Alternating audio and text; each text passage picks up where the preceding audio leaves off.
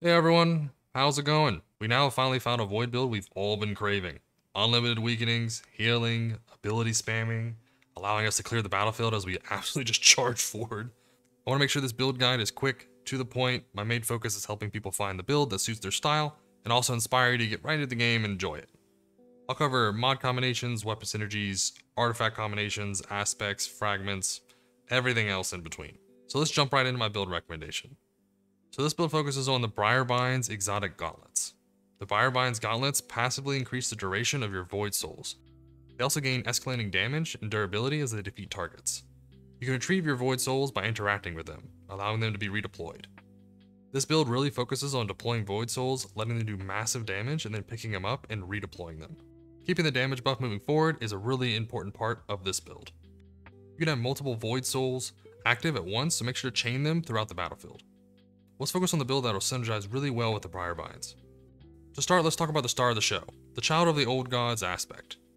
This aspect is activated on class ability use, causing a Void Soul to show up on the right side of your weapon. You can send the Void Soul out on a weapon damage. Quick side note, if you kill the target with your shot, it won't send out the Void aspect. So you make sure you damage the target only, don't destroy the target. This Void Soul will weaken targets, causing them to take 15% increased damage, along with generate grenade energy and melee energy if you're using a healing rift. If you're using an empowered rift, it'll heal you instead. I recommend you combine this with the healing rift for increased ability regen, as you want to focus on your ability spam with this build. I'm pairing the Child of the Old God with the Chaos Accelerant, as you want to charge your grenades for increased size and duration as you're using those Vortex grenades. They are still the highest damage output grenade, so I definitely recommend giving them a go.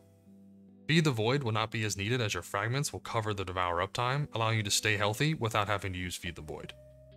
For your fragments, I definitely recommend Echo of Starvation, as it will allow you to grant Devour on Orb and Void Breach pickups, which will be everywhere, as your Echo of Harvest will be spawning them as you defeat weakened targets from your Child of Old God aspect. Remember, it weakens, giving that damage buff. When you defeat a weakened target, it will then spawn those Void Breaches and Orbs of Power. With your Vortex grenades being supercharged, I then run Echo of Instability to give your Void weapons volatile rounds from your grenade kills.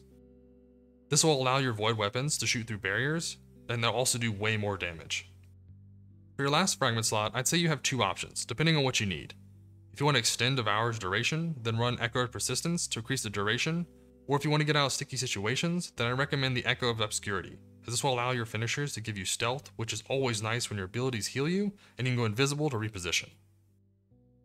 For your super, I'd recommend Nova Bomb Cataclysm, as this tracking helps make sure you hit your target, so it makes you do a huge burst of damage and you don't miss. And finally, for your subclass build, I'd recommend using Balanced Glide for most situations, but it's really up to your style, so run whatever you'd like. Now let's go over the Briarbinds rotation. So start with, you'll activate your class ability, spawning the Void Soul. You should damage a target, remember don't defeat the target. Damage the target, sending out your Void Soul onto the target. You then should use your grenade on a high HP target or a grouping of red bar enemies. Your volatile rounds will then be activated with the grenade kills, allowing your weapons to chain explosions as you regen your abilities and then cycle through over and over. You will want to pick up the Void Soul if it needs to be moved to a better location, so walk up, hit your interact button to pick it up, then redeploy it by damaging a target. You'll want to spam those abilities all day long, even if you're full HP, hit that healing rift, charge up those grenades, and keep tossing them out. Now let's see what our stats and mods can do to assist with our ability uptime. You want to prioritize 100 Resilience, as you want survivability during combat, or you'll just fall over no matter your Devour uptime. You then want to focus 100 Discipline, as you want your grenades to be up as much as possible to pair with your armor mods. If you're running Firepower, then your grenades will give you orbs, which mean more uptime in your abilities, and supers, as we'll go over shortly. Lastly, focus on recovery, as your ability uptime is very important, allowing for consistent healing and Void Soul uptime. Your class ability will be available very often, even if you have low recovery, so make sure to focus on resilience, then discipline, and then recovery. Let's get right into your mods. For your helmet slot, I'd recommend one Ashes asset, one heavy ammo finder to grant super energy for your grenade kills and increase heavy ammo availability, and one Void Siphon to grab orbs of power for your Void weapon kills. For your Briarbinds slot, you'll want one Firepower for orb creation on grenade kills, two grenade kickstarts for grenade ability uptime, as it'll go off your armor charge stacks. Yes, your stat mods will be reduced, but the grenade uptime makes a huge difference, so the stat loss is minor.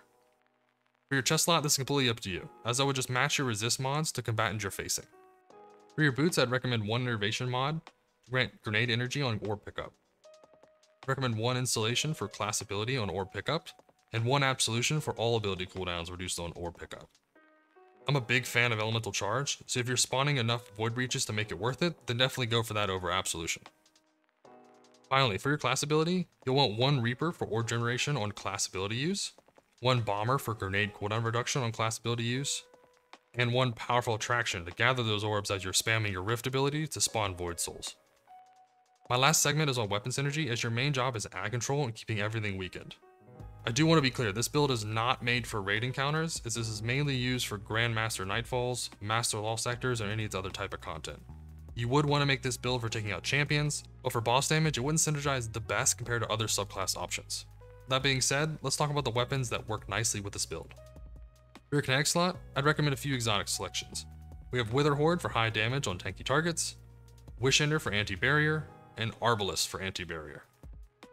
For your energy slot, I'd recommend Wave Splitter for high damage, Ruinous Effigy for just some wild fun, and Overload Champion Stunning, the Monarch for Overload Champion Stunning, and for quick legendary weapon options, I'd recommend the Funnel Web as a fantastic primary weapon that can be used for all sorts of content, along with the Ecliptic Distaff, as the destabilizing rounds are really nice for chaining explosions, along with the shield you get to stay super healthy in combat. Finally, for your power slot, for the exotics, I'd highly recommend Leviathan's Breath. As long as you have the Catalyst, it's a monster for unstoppable stunning, and overall just huge damage bonus when needed. I also enjoy the Commemoration Machine Gun, as it feels really good and really strong with reconstruction and target lock, but any Void Machine Gun will work very well for those volatile rounds. Let's see what Season 22's artifact has in store for us. To start with, you can then pick the weapons you're using to take out the anti-barriers, anti-overload, or anti-unstoppable champions. So I'm just going to choose 3 quick options here to get us into the next tab. I would recommend Void Strand Siphon if you'd like using the combination, or if you're using a Void and a Strand weapon, it's definitely a nice benefit. If you like the Scavenger mods, definitely a nice thing to reduce their cost. I would recommend the Origin Perk Specialization, as a lot of these weapons are really strong, especially with Cursed Thrall, with the Corroder Raid they just released. Very, very powerful. The next I would go through is the Elemental Orb for the Void, as it'll give you those volatile, making the volatile targets. Everything else here will not be used, as they don't activate when you're on Void. The only thing that does, which is actually Thanatonic Tangles, which are strand weapons, they have a chance to generate Tangle. That's a nice benefit. But if you're using a origin trait here that works for this artifact, then this would be pretty nice. For your machine guns that you're paired up, I was talking about the Commemoration earlier. The Overload machine guns, this actually does really, really well this season, so I definitely give it a go. But if you don't need to take out overloads in that scenario, then I would uncheck it, as it won't give you anti-barrier when Overload machine gun is activated. If it's unactivated, then you will still get that anti-barrier at volatile rounds. You will still keep the damage, but you won't get the anti-barrier. Just quick note there. Elemental Fury is nice for increased damage when you stun champions. Communal Pickups is nice for most of the other orbs, I would say. For Elemental Orbs Void, they don't do the crazy amount of things, like Arc Orbs Jolt. That's kind of nice, and well, I guess same thing for Solar. But Volatile is nice, but it's not a game changer, so I would say go for Refreshing Pickups as a priority, and maybe Semi-Automatic Striker if you wanted for armor charges, but you can run Communal Pickup, unless in group hit. If you're solo, then I would not recommend Communal Pickups. I would definitely switch it to something else that is more benefit. So say you're solo, you wouldn't run that there. So let's go and put this Communal Pickups, assuming you're in a group. So you have multiple options here. So an interesting one is Elemental Embrace, as if you're dealing with target if you're Void subclass and you're dealing with Void targets that are doing a lot of damage, you can put this on. It'll give you more resistance and recovery. So it's to be a nice benefit, but if it's not doing Void damage, it would have no benefit for you. Another nice one for Weakened, which you won't really need because your class does a lot of it, but it's a nice one to have, is Rapid Fire Ranger for weakening targets. But my ones I'd really recommend is ammo economy is kind of harder, as Elemental Munitions is a nice bonus for that, kind of special and heavy ammo drops. And then the last one I would say Monochromatic Maestro is insane right now, so definitely recommend giving that a go. Hope this video was a helpful insight into the Briarbinds Warlock experience. Let me know what you think in the comments below. If you enjoy these build videos, make sure to check out my other videos on my channel, as my goal is to keep videos direct and to the point and be absolutely informative. Like and subscribe really helps my channel grow, so make sure to click those buttons when you get a chance. Remember Guardians, the universe is vast, your power is limitless, keep exploring, and I'll see you in the next adventure.